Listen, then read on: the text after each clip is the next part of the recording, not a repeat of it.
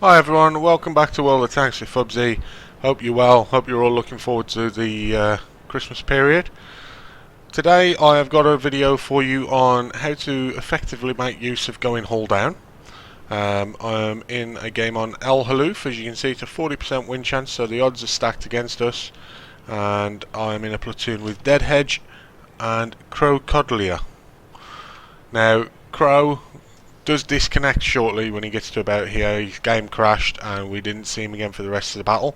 So that 40% really is even worse because we lose one of our better players. Well, one of the better players, one of the average players. I guess you could say the greens are the better players and the yellows are the average ones. So as you can see here, he's DC'd. So we're already down a tank. Crow doesn't make it back in time for the battle at all, so we'll just fast forward it slightly. So here's the first part about going hull down. So if I just pause it there, I don't take this shot because the IS-3 is slightly angled and I'm banking on there being a better shot that's going to present itself. But if you look at what the IS-3 can really see, zoomed in too much there, haven't I? Come on, let's get it right, Fubs. Okay, so that's kind of the view he can see. So I'm using this hill to hide as much of my tank as I can. I'm exposing the turret to fire and a tiny bit of the hull. But as you'll see in a moment, we do take up a much better position very shortly. The IS-3 is pushing on towards this corner. IS-6 it looks like he's pushing on this way. We'll have another little look. No targets there, so we'll try and race across. Now, as we're doing so, we notice that there's an E75 there. IS-3's now come this way, so it's important that we push in and try and stop them from taking up all the best positions. The trouble is, if you get penned in here and they get two different lines of fire onto you, they can then start taking this bit and flanking you as well. Now the E75 is one of their best players, so this is going to be quite an interesting fight. As you can see here, there is a small rock, and I'm going to be using that in a moment to try and go hull down and hopefully to put some damage in, but as you'll see, it doesn't go without its problems. So there we have an E75 that has a stock turret, so we managed to put one through his turret there and take off a few hit points. We do try a similar thing in a moment with a better one, but we unfortunately couldn't penetrate. Now this is where the problem begins to start. This VK, as you can see, in a moment he's going to try and side scrape from here. Now, whilst that's all well and good in that whilst that's all well and good in that he's going to be able to bounce shots, what it prevents is us from putting any damage into the enemy. So as you can see now, the only way I could now get forward to put shots onto these tanks is to drive around the back of him, which of course is going to leave me exposed. They can shoot over this rock then down into the hull of my tank, which will do hit point damage, and unfortunately in the position that he's in, he cannot do anything. He can bounce shots if they come round, but he's just not penetrating. He's got a stock gun and he's just really not going to be effective in that position. Now for some reason the chat messages are not working properly in this. I was asking him to fall back using the F4 key, where you look at someone, you press F4 and it asks them to fall back. For some reason they're not showing, and as you can see, I'm really struggling here to see if I can find a way that I can get forward and put fire into their tanks. I had to try and bait a shot out of him and then snapshot my own, and it really just wasn't working. So he's doing absolutely nothing there bar basically blocking me, taking my gun out of the game. So I've asked him to move, he hasn't moved. I'm not sure if he's paying attention to the chat, so I'll give him a couple of little nudges. I'm not pushing him out into enemy fire, I'm not blocking him so he can't get out of the way of enemy fire, I'm not shooting him. I'm just literally trying to get his attention to hopefully get him to move. Now because the enemy tanks fell back, that was my chance then to get around him and go and seize the opportunity at this rock again. So that's what we've done. And as you can see now, he's trying to block me from pulling back, but it's not the major problem where I am at the moment. So now we're going to use this rock, and that is hold down. That is where you use hard cover to hide the body of your tank, or the hull of your tank, hence why it's called hold down, and leaving just the turret. If you're completely behind a hill and they can't even see your turret, that would be called turret down as well. So we're now waiting for these tanks to present themselves, and shortly they do. As you can see, IS-3 thinks about it, then pulls back. IS-6 we managed to put one into. IS-3 pulls forward and misses. Now we're still 3 versus 2. We do have probably a hit point advantage.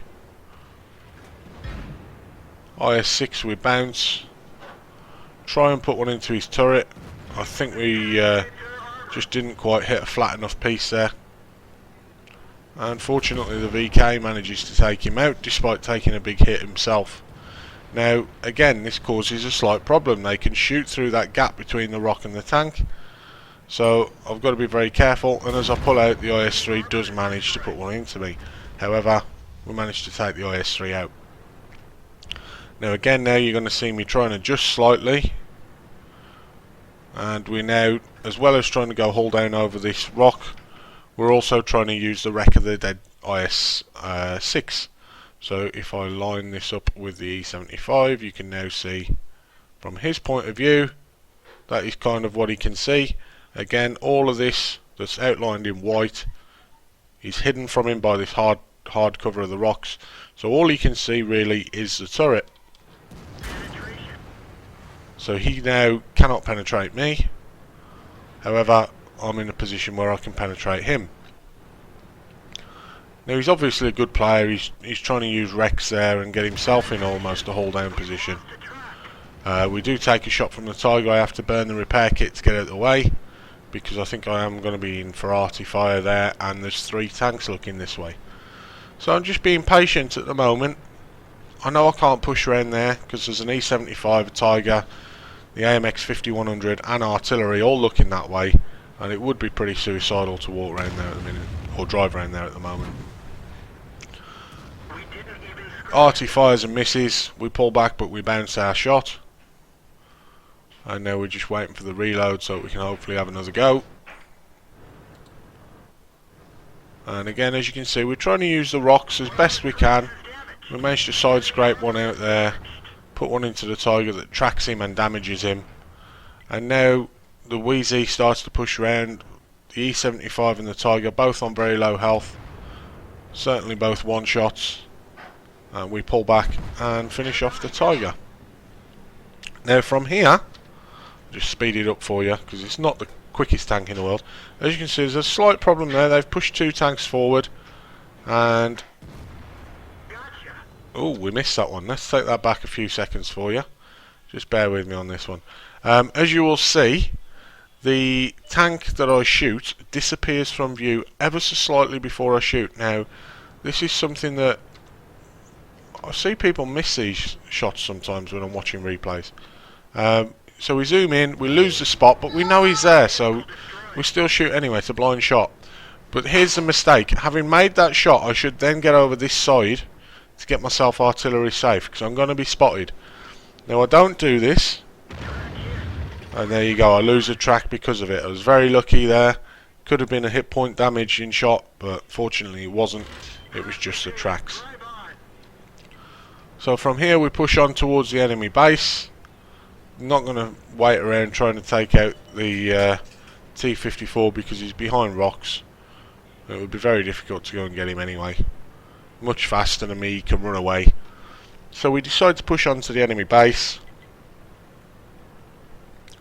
and there is still 3 artillery pieces left. Now at this point I'm thinking, do I cap, do I go for arty? But to be quite honest, I'm not a big fan of the T-34 anyway.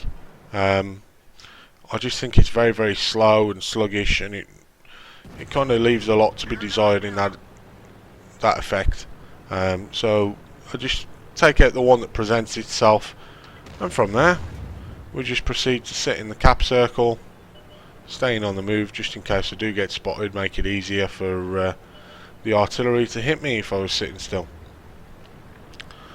So we just cap out now, really, that's all there is to it. And so onto the post game screen then. As you can see, this was an ace tanker. The one I wanted to show you really was that we got a shell proof. We did pick up high caliber and invader as well. In terms of damage, we did 3,568 with 4 kills, 1,282 base experience.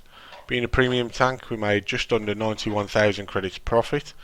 Very low cost for resupply because we didn't use any premium at all, I don't think, or if we did it was only 1 or 2. But this is the key really. From 8 shots that hit us, only 2 penetrated, and I think they were both in the into the hull of the tank as well. So if you can use your strong turret to your advantage, if you can get in a position where only your turret is exposed to the enemy, then you can get yourself hull down, you can put fire in, and hopefully you can take no fire in return. One key point that I didn't touch on in the video is if your turret is strongest on the front, you might find that the sides of the turret, or sometimes even the cupola, can be quite weak. So if you've got two targets that are firing at you, whichever one is fired, you need to get your turret pointed towards the other one so that when he fires, he's only got that stronger frontal armor. So if you've got one either side of you, you need to be turning your turret in between shots to give yourself the best chance of bouncing. Okay, thanks for watching. Until next time, take care.